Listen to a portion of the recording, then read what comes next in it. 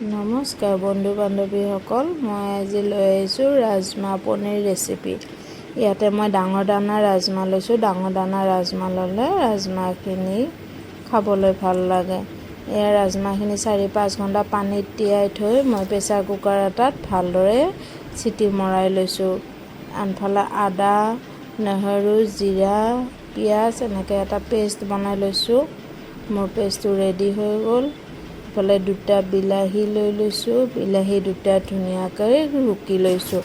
ৰুকি ন'লে কাটিও দিব পাৰি, কাটি দিলে খাবলৈ ভাল নালাগে, সেইকাৰণে মই ৰুকি লৈছোঁ। এয়া পনীৰখিনি ধুনীয়াকৈ মই কাটি লৈছোঁ মিডিয়াম চাইজত। আপোনালোকে যেনেকৈ ইচ্ছা তেনেকৈ কাটি ল'ব পাৰে। মই মিডিয়াম চাইজত কাটি লৈছোঁ। এয়া সিজাই থোৱা ৰাজমাখিনি চাবচোন কিমান ধুনীয়াকৈ সিজি গৈছে। এয়া কোমল হৈ সিজি গৈছে।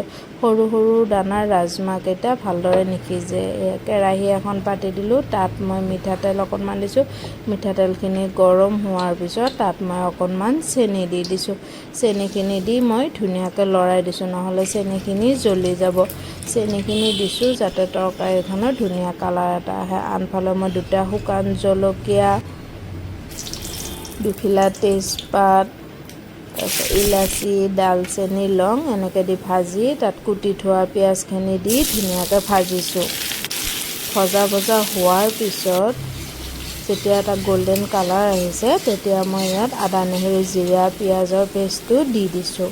পিঁয়াজৰ পেষ্টটো দি কিনে মই ধুনীয়াকৈ লৰাই ভাজিছোঁ। ভাজি যেতিয়া ধুনীয়াকৈ ভাজ খাই গৈছে, তেতিয়া তাত মই অকণমান জাষ্ট পানী দি দিছোঁ। পানী দি আকৌ অকণমান মই ভাজিম। দেখিছেনে, পানী দি ভাজিছোঁ। তেতিয়া তাৰপিছত মই ইয়াতে ৰুকি থোৱা বিলাহীখিনি দি দিম। ৰুকি থোৱা বিলাহীখিনি দি কিছু সময় ইয়াক লৰাই ঢাকোন মাৰি ভাজিম, যাতে বিলাহীৰ কেঁচা গোন্ধটো থাকি নাযায়। ইয়াতে অকণমান মই নিমখ দি দিম, যাতে বিলাহীখিনি ধুনীয়াকৈ কোমল হৈ সিজি যায়। নিমখ দি দিলোঁ। নিমখ দি অকণমান ভাজিম। ভাজি ইয়াতে হালধি গুড়ি দি দিম মই। হালধি গুড়ি দি এতিয়া ঢাকোন মাৰি কিছু সময় ভাজিম, যাতে পিঁয়াজ আৰু বিলাহীৰ কেঁচা গোন্ধটো নোহোৱা হৈ যায়। দেখিছেনে, ধুনীয়া ভজা হৈ গৈছে। ছাইডত তেল বিৰিঙিছে। ধুনীয়াকৈ ভজা হৈ গৈছে। কেঁচা গোন্ধটো ইয়াৰ বিলাহী আৰু মছলাৰ কেঁচা গোন্ধটো নোহোৱা হৈ গৈছে। ধুনীয়াকৈ ভাজ খাই গৈছে। এতিয়া ইয়াতে মই অকণমান গাখীৰ দি দিছোঁ। আপোনালোকে দৈও দিব পাৰে। গাখীৰ নাথাকিলে ইয়াতে দৈও ব্যৱহাৰ কৰি, আৰু নহয়তোবা একো নিদিলেও কোনো কথা নাই। ইয়াতে মই অকণমান শুকান মছলা দি দিছোঁ, মছলা গুড়ি। ইয়াতে মই ধনিয়া, জিৰা, জালুক, শুকান জলকীয়া, তেজপাত এনেকৈ মিক্স কৰি এটা মছলা তৈয়াৰ কৰিছোঁ। এইখিনি মছলা ইয়াতে দি দিছোঁ। শুকান গুড়িখিনি দি আকৌ কিছু সময় ভাজিম। ধুনীয়াকৈ ভাজিব লাগিব। দেখিছেনে, ছাইডত ধুনীয়াকৈ মছলাটোৰ ছাইডত তেল বিৰিঙি উঠিছে। এতিয়া ইয়াতে সিজাই থোৱা ৰাজমাখিনি দি দিম।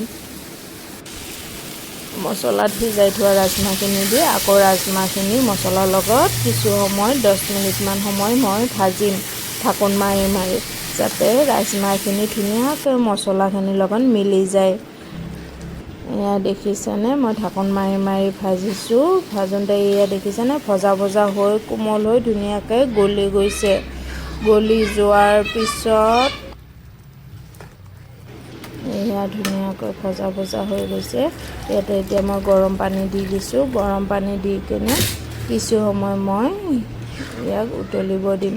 এয়া যেতিয়া উতলিব, ইয়াতে মই দেখিছেনে উতলিছে। ইয়াতে এতিয়া মই কাটি ৰখা পনীৰৰ টুকুৰাকেইটা দি দিম।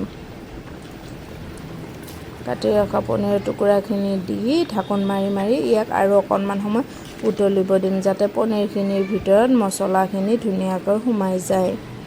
এতিয়া ইয়াতে মই ঢাকোন মাৰি অকণমান সময় উতলিব দিম। এয়া উতলিছে। এতিয়া আমাৰ তৰকাৰী ৰেডি। আপোনালোকে ভিডিঅ'টো চাই কেনেকুৱা পালে জনাব, আৰু যদি ভাল পালে এটা শ্বেয়াৰ কৰি দিব, আৰু বাই।